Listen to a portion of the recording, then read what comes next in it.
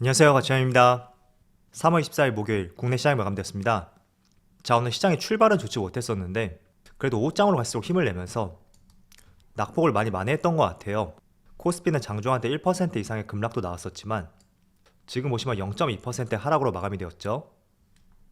그리고 코스닥을 보면 코스닥도 마찬가지였습니다. 썩 좋은 출발은 아니었지만 그래도 계속해서 힘을 내면서 결국에는 소폭의 상승으로 마감이 되었습니다. 그래서 오늘은 뒷심이 정말 강했던 하루였던 것 같고 바로 시가총액 상위 종목들을 살펴볼게요. 자, 먼저 코스피의 시가총액 상위 종목들을 살펴보면 오늘도 2차전지 기업들이 상승을 보여주었어요. 코스피는 약보합으로 마무리되었다면 2차전지 관련주는 그래도 나름대로 상승으로 마감이 되었고, 그리고 그 외에 인터넷 기업들, 또 반도체, 이쪽은 오늘 부진했던 하루였던 것 같습니다. 그리고 코스닥은 게임주의 흐름이 조금 나뉜 것 같고, 그리고 대체적으로 보합권 내에서 움직임을 보여줬던 것 같아요. 자, 그럼 바로 수급을 한번 살펴볼게요. 먼저 코스피를 살펴보면 그동안 수급이 조금 개선된 것처럼 보였었는데 오늘은 다시 한번 기관과 외국인의 약 7천억 규모의 순매도가 나왔고 개인만 나홀로 순매수를 보여주었습니다. 그리고 하루 동안의 매매 동향을 봤을 때도 개인들이 오전부터 오후까지 계속 순매수 포지션을 늘려왔고 기관과 외국인은 계속 매도하는 흐름을 보여주더라고요. 그래서 오늘의 상승은 적극적인 개인들의 매수에 의해서 지수가 반등을 보여줬다고 보시면 좋을 것 같고, 그리고 코스닥도 마찬가지로 기관과 외국인의 순매도가 나왔죠. 그런데 코스닥도 코스피와 마찬가지로 개인들의 오전부터 적극적인 매수세가 들어왔고 이게 오후까지 계속 이어지더라고요. 그래서 오늘은 코스피, 코스닥 모두 개인들의 적극적인 매수에 의해서 시장이 나름대로 반등을 보여주었다, 그렇게 볼 수 있고, 어떻게 본다면 긍정적인 마무리였지만 다른 한편으로는 기관과 외국인의 매도세가 나왔던 만큼 이 부분은 조금 아쉬웠던 것 같고 내일 수급이 다시 바뀌는지 그 점을 한번 체크해 봐야 되겠네요. 자, 이어서 삼성전자. 오늘 삼성전자는 블록딜 공시가 있었어요. 여기에 대한 저의 생각은 뒤에서 말씀을 드려보고, 그 때문인지 다시 한번 주가가 7만원을 하회했고 오늘 외국인의 많은 수매도 물량이 나왔습니다. 자, 그리고 같은 업종인 하이닉스도 보면 외국인의 많은 수매도는 아니었지만 기관에서 많은 수매도 물량이 나왔고 그 때문에 오늘 아쉬운 흐름이 나왔었죠.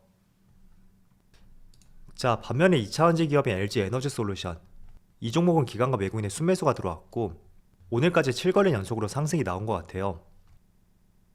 자, 그리고 삼성 SDI, 이 종목은 여전히 외국인의 순매도가 이어지고 있지만 기관 쪽에서 보다 많은 순매수를 보여줌에 따라서 최근의 흐름도 보시면 조금씩 상승하는 흐름이 나오고 있습니다.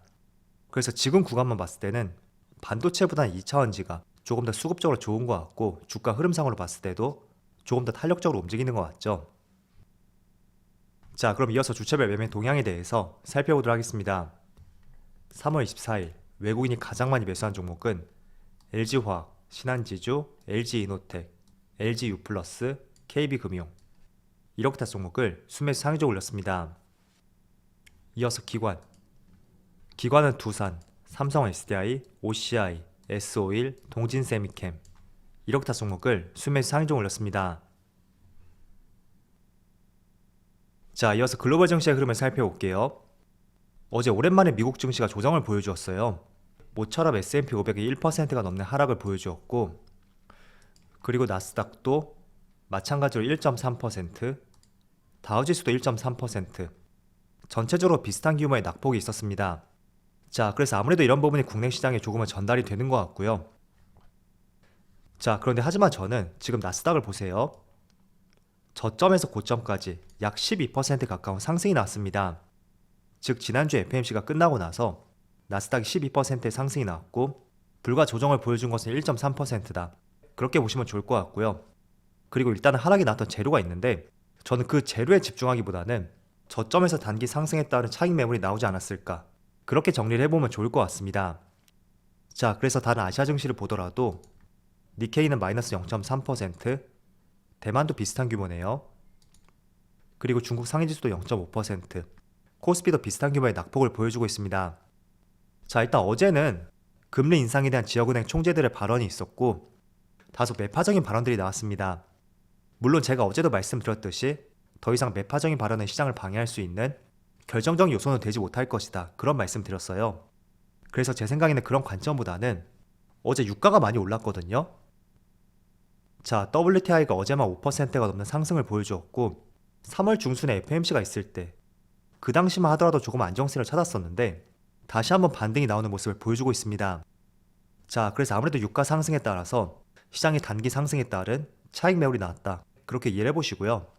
그 때문에 오늘 오전 시작과 동시에 에너지 관련주들, 유가, 가스, 그리고 곡물 사료 관련주 이쪽 섹터가 크게 상승을 보여주면서 출발을 했었거든요. 그런데 갭상승 후에 이렇게 주가가 시가보다는 빠지는 모습이 나오고 있죠. 자, 그런데 어제 러시아 측에서 석유 수출이 폭풍 피해에 따른 공급 차질을 빚을 수 있다. 이런 소식을 발표를 했어요. 정말로 폭풍 피해에 따른 파손일지, 물론 그런 가능성도 있겠죠. 그렇지만 지금 시장을 둘러싸고 있는 이슈들을 봤을 때는 계속해서 서방에서 제재가 들어오는 만큼 거기에 따른 러시아 측의 의도적인 행동은 아닐까, 그런 생각도 충분히 해볼 수가 있습니다. 그래서 뭐가 어쨌든 간에 러시아 측의 석유 수출이 공급 차질을 빚을 수 있다, 그런 의견이 제기가 되면서 다시 한번 유가가 급등을 했고 미국 증시와 오늘 아시아 시장까지 모두 다소 약세를 보여주고 있다고 이해를 해보시면 좋을 것 같아요. 자, 그래서 금리 인상 이슈는 이제는 크게 시장을 방해하지 못할 것 같은데 지금처럼 에너지 가격의 변동성, 이 부분은 아직까지는 해결되지 않았잖아요. 그래서 간헐적으로 또 이런 이슈가 나올 수 있는 만큼 충분히 이런 부분은 조금은 고려를 해보자, 그렇게 말씀드리겠습니다. 자, 그리고 오늘 삼성전자에서 오너일가의 삼성전자 보유 지분 약 0.33%가 블록딜로 매각될 것이다 라는 기사가 발표되었습니다. 자, 흔히 우리가 알고 있는 블록딜 같은 경우에는 통상적으로 시장에서 악재로 통하고 있습니다. 자, 그런데 이 사건은 조금은 다른 시각으로 볼 필요가 있거든요. 우리가 블록딜을 악재로 보는 이유 중에 하나는 잠겨있던 대주주 물량이 시장에 나옴에 따라서 주가가 희석이 될 것이고 그 때문에 한 차례 주가에 급락이 나온다, 그렇게 볼 수 있습니다. 그래서 최근에 셀트리온 같은 경우에도 블록딜 공시와 함께 굉장히 큰 폭의 하락이 나왔었잖아요. 자, 그런데 삼성 측의 블록딜 매각은 앞선 여러 기업들의 블록딜 공시와는 다르게 충분히 시장에서 예상을 했었던 재료라고 볼 수 있고 그런 관점에서는 과거 많은 기업들의 블록딜과는 다른 시각으로 볼 필요가 있다. 저는 이렇게 말씀드릴게요. 자, 아마 재작년 말쯤 되었을 거예요. 이건희 회장이 사망함에 따라서 상속세 재원을 마련해야 되는데 그 대표적인 가능성 중에 하나로서 배당을 늘린다던가 두 번째는 대주주 지분 매각, 이런 부분은 충분히 시장에 노출이 되었었고 그런 관점에서 봤을 때는 저는 극히 단기적인 이슈로서 크게 신경을 쓸 필요는 없다고 생각하고 있습니다. 자, 그리고 또 다른 관점으로 보면 그동안 많은 기업들이 블록딜 공시를 했을 때 우리가 대부분 예견을 하지는 못했어요. 갑작스럽게 장이 종료되고 나서 시간외로 발표하는 형식을 띠면서 다음날 주가에 급락을 불러왔었는데 충분히 이런 내용들을 몇 년 전부터 우리가 예견을 할 수 있었고 그렇다는 것은 이미 시장에 반영이 되어 있었다, 그렇게 인식을 하시면 좋을 것 같습니다. 그래서 삼성전자에서 대주주 지분 매각 공시, 이렇게 마무리 지어서 말씀을 드릴게요. 자, 오늘 다시 한번 원전 관련주의 상승이 이어지고 있죠. 그동안은 윤석열 당선인을 통해서 정책 관련주로 분류가 됐었다면 오늘만큼은 채권 원전 수주 가능성 때문에 시장에서 크게 반응을 하고 있다고 이해를 해보시면 좋을 것 같습니다. 자, 그래서 오늘은 한전산업이 10% 이상의 상승을 보여주고 있고 또 한정기술하고 일진파워 위에 꼬리를 많이 달고 있지만 그래도 시장 대비 좋은 모습을 보여주고 있습니다. 자, 그런데 원전 관련주가 정책 관련주로 분류가 되었고 지금 많은 종목들의 저점에서 꽤나 큰 상승이 나왔어요. 그래서 저는 개인적으로 투자하기는 조금 부담스러운 종목이다, 그렇게 생각하고 있지만 다른 한편으로 봤을 때는 또 별다른 조정이 나오지도 않고 있습니다. 그래서 재료와 모멘텀은 계속 이어질 거라고 판단이 되는 만큼 단순히 고점이니까 관심에서 꺼보자, 그렇게 접근하지 마시고요. 모멘텀과 재료가 살아있는 만큼 관심 종목으로 분류하되 조정다운 조정이 나왔을 때 그럴 때를 한번 공략해보는 것도 상당히 좋은 업종이 될 것 같습니다. 자, 그래도 오늘 시장 흐름을 보면 코스피 지수가 그렇게 크게 움직이지 못하고 있는데 그래도 2차원지 기업들 시장 대비 준수한 모습을 보여주는 것 같아요. 첫 번째로 LG 에너지 솔루션, 지금 강보합권에서 움직임을 보여주고 있고 또 LG화학도 마찬가지죠. 4%의 상승이 나오고 있고 삼성 SDI 마찬가지로 1.7%의 상승을 보여주고 있습니다. 자, 공교롭게도 세 종목을 보시면 모두 21선을 막 돌파했고 흐름이 굉장히 흡사한 것을 볼 수가 있어요.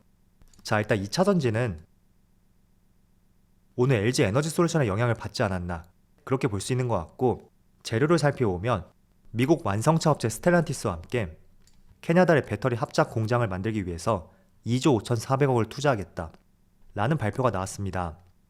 그래서 이런 투자권이라든지 투자 규모 이런 것들을 살펴보더라도 2차 전지는 이런 급락장에서도 충분히 기대해볼 수 있는 업종이구나, 그런 시각들이 반영이 될 수 있고 가장 크게 성장성을 겸비하고 있는 최우선 업종 중에 하나잖아요. 그래서 오늘 시장 상황이 좋지 못한데도 불구하고 오늘 2차 전지 흐름이 양호하다 볼 수 있고, 사실 며칠 전부터 조금씩 좋은 모습이 나오기 시작했었죠. 때문에 지구상에서 가장 성장성이 뛰어난 업종 중에 하나인 만큼 고점 대비 주가가 많이 급락했다고 너무 비관적으로 보지 마시고요. 단순히 자료를 한번 보세요. 이건 북미 시장이거든요. 북미 시장의 배터리 성장 전망인데 작년 대비 거의 7배 정도, 2025년까지 7배의 성장을 전망하고 있는 만큼 이게 비단 북미 시장만에 해당되지 않을 거란 말이에요. 전 세계 시장을 같은 관점으로 보시고 이렇게 주가가 많이 빠졌을 때 그때는 정말 배터리 업종을 적극적으로 매수할 수 있는 시간으로 가져보자, 그렇게 말씀드리겠습니다. 자, 오늘 오랜만에 시장이 조금은 조정을 보여주는 것 같아요.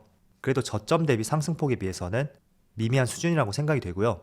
오늘 건전한 조정과 함께 다시 한번 재차 상승이 나올 수 있기를 한번 기원해 보겠습니다. 자, 그럼 오늘 영상 여기서 마치도록 하고요. 언제나 여러분들의 성공 투자를 기원하도록 하겠습니다. 감사합니다.